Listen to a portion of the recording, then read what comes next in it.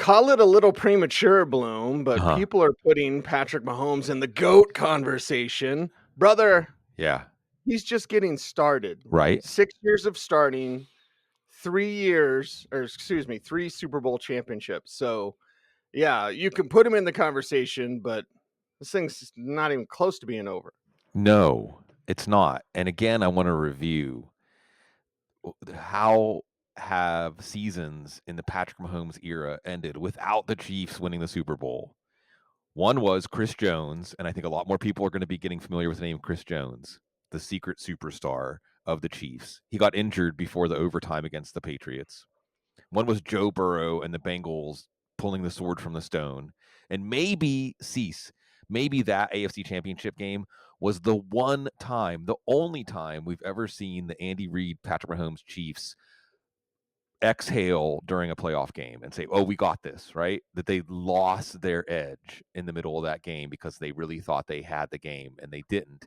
And then when Patrick Mahomes was hurt against Tampa, otherwise they win the Super Bowl, and they win the Super Bowl through trading Tyreek Hill. They win the Super Bowl through injuries to other players. They win the Super Bowl through all kinds of uh, turmoil with the offense in different seasons, and they still find a way to win because, as you said, Patrick Mahomes is just getting started. And here's my theory, Cease.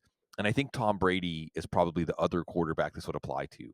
I bet if you got the brain imaging of other Chiefs players, that it it mimics Mahomes, right? Like his calm and his eye of the storm aligns everybody on the team so they're never tight. They never look tight in a playoff game, especially in a Super Bowl. And that's why we lead off talking about it. Yeah, lead off talking about Mahomes, and I would say the Rashee Rice yelling at him, I like that. And I get what you're saying about the wavelength. That's what a superstar, megastar quarterback can do. And that's why Brock Purdy can't do that. Put a pin in that. We're going to get back to Purdy. Yeah. But we saw Rashee Rice kind of get in Mahomes' kitchen Mhm. because he kept forcing it to Travis Kelce. Right. It ended up working later, but Rice was wide open. That would have been a touchdown. I actually really like seeing that from the kid. I didn't Sure. like seeing Kelce trying to run over Andy Reid and yell at him, like, Mm. don't take me off the field. Like, okay, that's probably not a great look. But when Rashee Rice got into Mahomes' kitchen, I was like, yeah, kid, because he's showing that fire that this team needs. I mean, the Super Bowl wasn't great, Bloom, in my opinion. The Chiefs, this was their year. You were supposed to get them this year. Yeah. Nobody could get No. them. No. It's a down year for Kansas City, and they won it all. Yeah, this is definitely one of those situations where, uh, first of all, to touch on what you said about the Reed Kelce confrontation and the Rice Mahomes confrontation, I think what it shows you is underneath the cool, calm Patrick Mahomes Reed exterior, there's a lot of emotion, and this team still cares. And how do you build a dynasty that even after you get Super Bowl number one, even after you get Super Bowl number two, you still care as if this is the only game that has ever mattered in the history of football. And the emotions do run high, but that inner calm stays intact. And this year, Cease, this has been more like Scott Barrett. Can't wait to have him back on the couch at some point in 2024. He mentioned Roger Federer going to tennis, Cease. I don't know if we really go to tennis very often here, but thanks Scott Barrett for that. And Roger Federer, I don't know if he's the official leader all time in Grand Slam titles, but he's one of the all time greatest men's tennis players. And I'm trusting Scott here. He said that Roger Federer won 53% all time in his career of points. How can you be one of the greatest tennis players of all time winning 53%? That's barely better than 50%. You win the points that matter. You win the points that matter. And that's what the Chiefs did throughout the playoffs. They were outplayed by the Bills, but they won the plays that mattered. They were clearly an inferior team to the Ravens. Okay? Watch the Ravens in the Chiefs game. The Ravens played terrible, made a lot of mistakes, still could have beaten the Chiefs pretty easily in that game with one or two plays changing. Right. The Right. Chiefs win, right? And then in this game against the 49ers, I think that the 49ers were the better team. I mean, if you look at the range of how these two teams can play, the 49ers were actually a little higher on their range than the Chiefs were, but the Chiefs still won. And bringing up tennis is important because of unforced errors. I think that's the thing that, especially when they get to the playoffs, we see it during the season, but during the playoffs, They really keep the unforced errors to a minimum. And when they do happen, like when Marquez Valdez-Scantling went backwards in overtime, they overcome them. Yeah, they overcome them because of the calmness. Yeah. Back to the calm mind. I think the greatest sign for an athlete is when they can perform physical feat at an incredibly high rate under mental duress. Right. The Super Bowl is all about mental duress. Is it time to talk about Kyle Shanahan not running the ball enough again? Would you believe we live in a world where Kyle Shanahan has had the lead in the Super Bowl? What was it, like 3 times or whatever? He's 0-3. And I understand that Christian had 22 hard fought yards. And I understand that Kansas City was making sure they're going to put that game on Purdy. Again, put the pin in Purdy. We're going to get to Purdy in a little bit. But, and I'm not saying Christian could have had 25 carries, but Elijah Mitchell could have had more than two, right? You had 39 passing attempts and 31 rushing attempts when the announcer said going into this game, Kyle Shanahan wanted 40 rushing attempts. You fell short. Yeah. And the 8 grabs or whatever for McCaffrey, because supplement the carries, like, okay, I get it. I get it with McCaffrey, but you had other ways, and it wasn't working with Brock Purdy running. They were ready for that Yeah. as well. Yes. We saw Purdy run over the last 2 weeks. Kansas City said, "No, no, no," like Dikembe. "No, no, no, we're gonna get you." But for me, and I love Kyle. I love him. And have known him since he was a kid. Run the damn ball. You had a Chiefs team that was giving you this game. They were giving you this game. You couldn't punch it in. You couldn't score. You're kicking field goals. That doesn't work against Kansas Yeah. City. You Yeah. let them guys hang around and they beat your ass because you didn't run. And your quarterback's not that guy. Again, we'll get to Purdy in a little bit, but here I am on as of this recording, Bloom. It's the magic of the internet. Here I am at this recording going, Kyle Shanahan didn't run the ball again. Yeah. And that's the motif going back to 28-3, right? Um, I think that the surprise here, Cease, is if you told me before the game that these two teams were going to play 75 minutes of football, not 60 minutes of football, 75 minutes of football, I would say advantage San Francisco. Advantage San Francisco because this is old school football, right? Why do you establish the run? Why do you run the ball even sometimes when it's putting you in third and long? Because you're wearing down the defense. You're making the defense weary. You're allowing your offensive linemen to be in attack mode and put the lean on them. And by the time you get to the fourth quarter, in typical football theory, by the time you get to the fourth quarter, they're tired. They're tired of it. And San Francisco had the time of possession advantage. San Francisco's offense was more effective overall than Kansas City's offense on the course of the day. And they were controlling the game. Yeah, this is another part of it. Always, CC, they're in the lead. There's no Mhm. excuse for that. So you're right that they needed to run the ball more, and it would have made more of a difference in overtime or in the fourth quarter if they had stayed with the run earlier. The other thing I'll say that is in my mind as I'm thinking about this game this morning, the coach San Francisco needed for this game was Dan Campbell.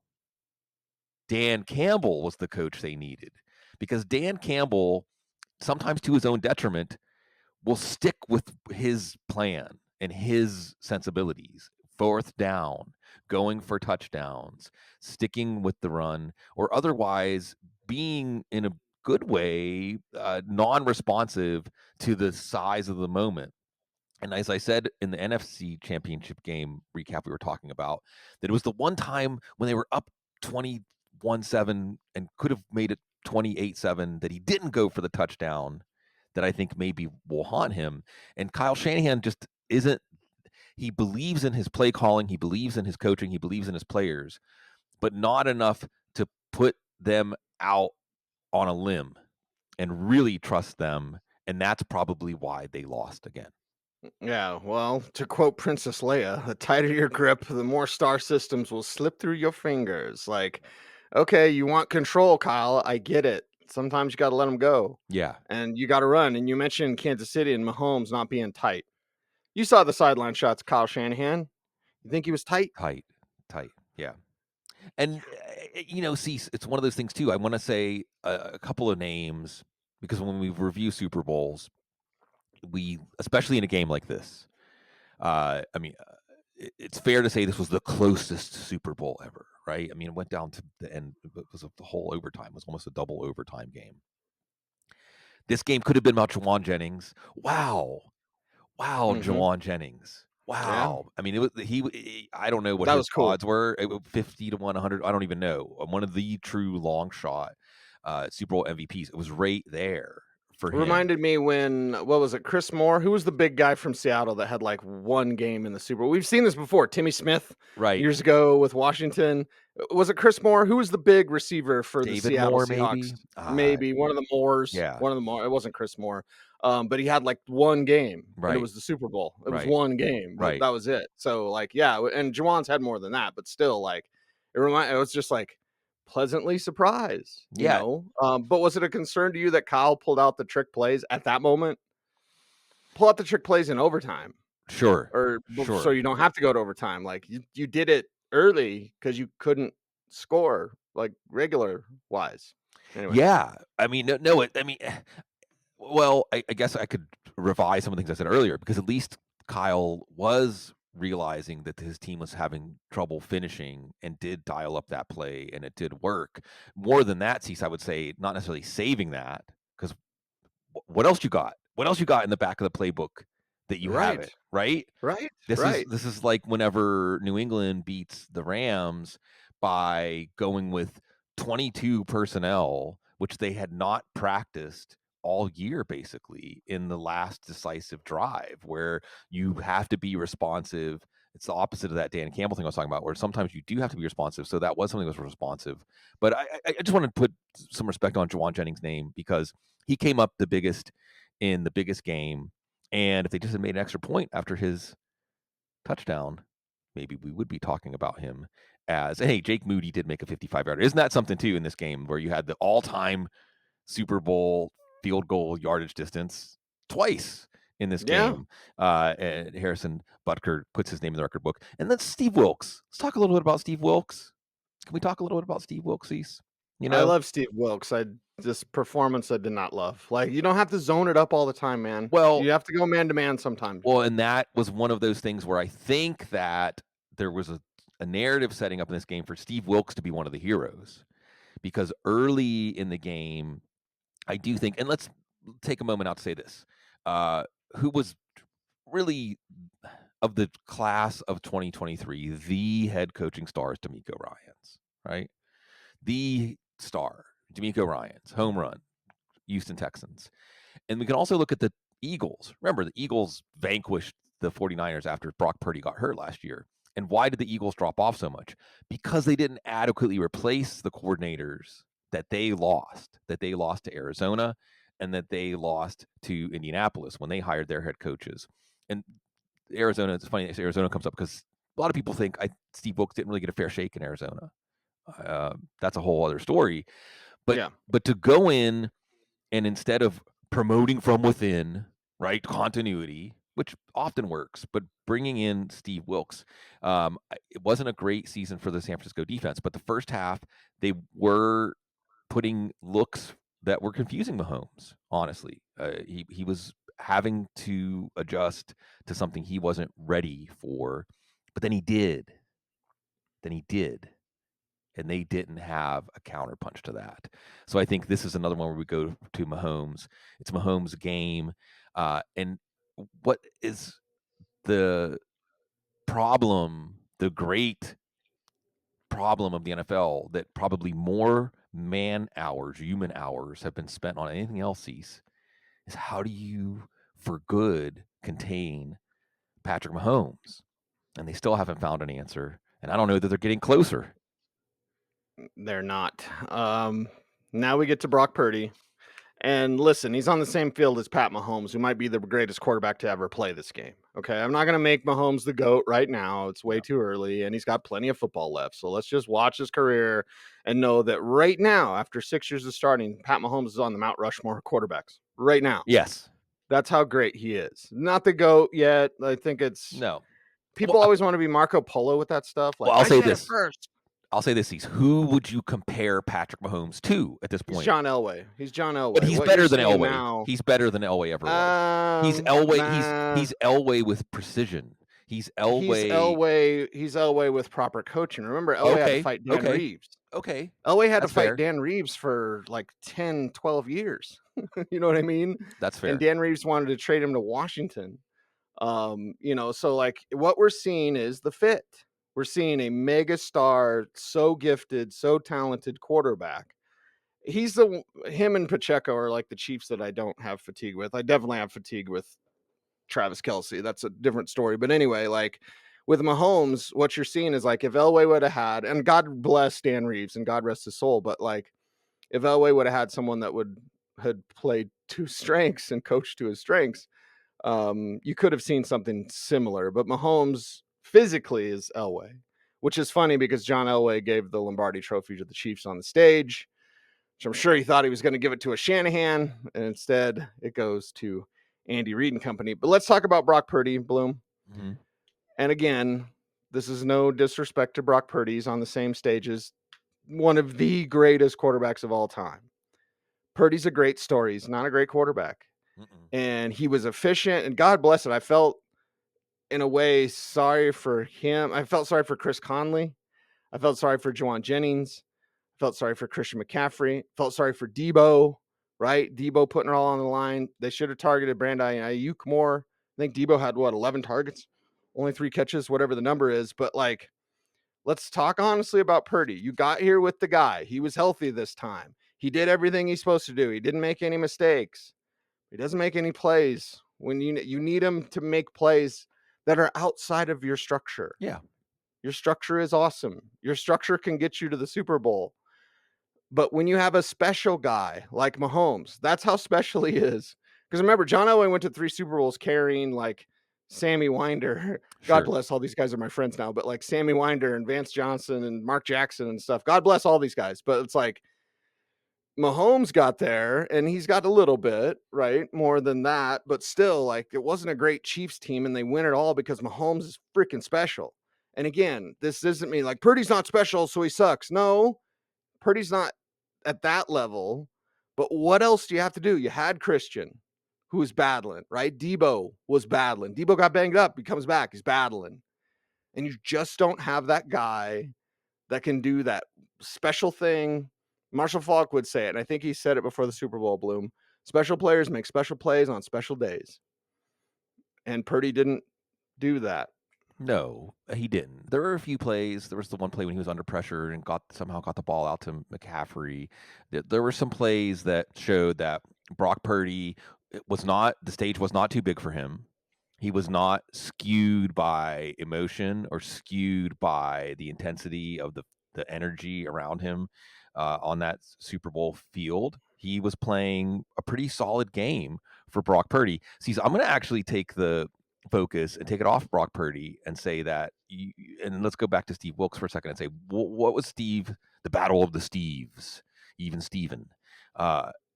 Steve Spagnuolo trusted his guys to play man coverage. Mm-hmm. Trent Yeah. McDuffie should be a Steeler, right? Why did Deebo Samuel do so little? Trent McDuffie, right?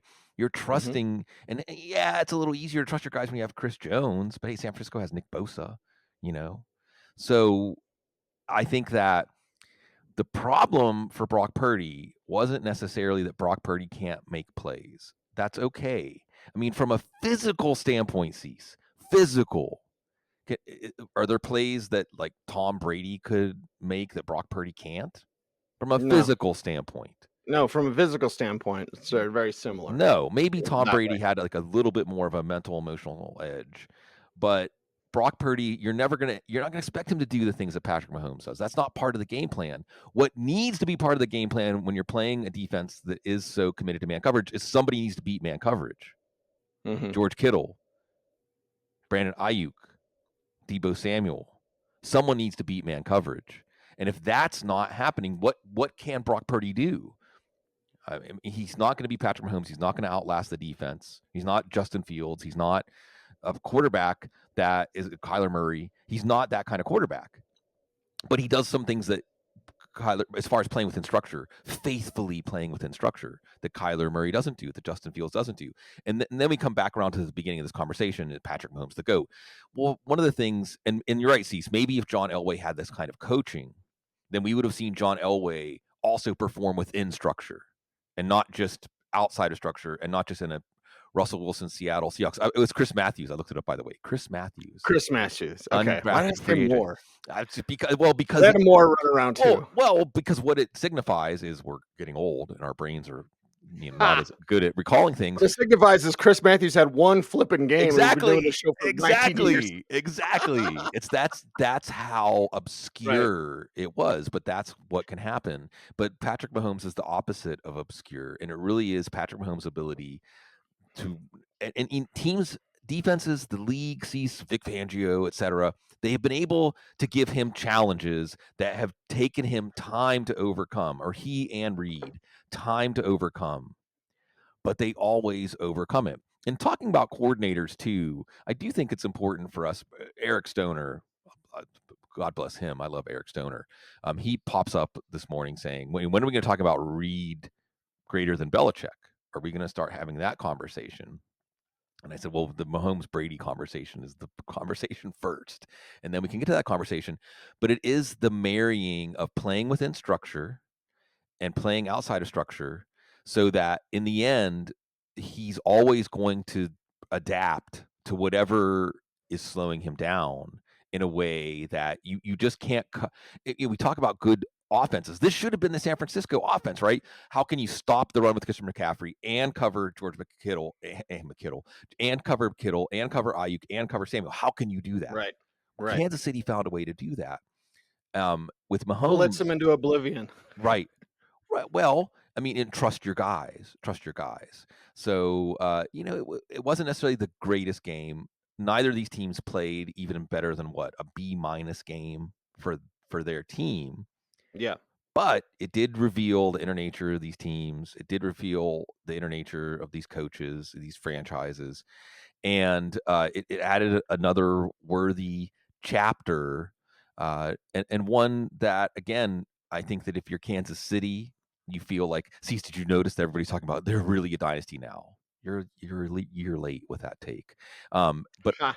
if you're San Francisco, you're just replaying all the plays. If you're just like Baltimore, just like Well, Buffalo, Kansas City, what you are now outside of Kansas City. And sorry to my man Luke, who I'm going to pick up some comic book from. So don't overcharge me, Luke. Anyway, big Chiefs fan. Guess what?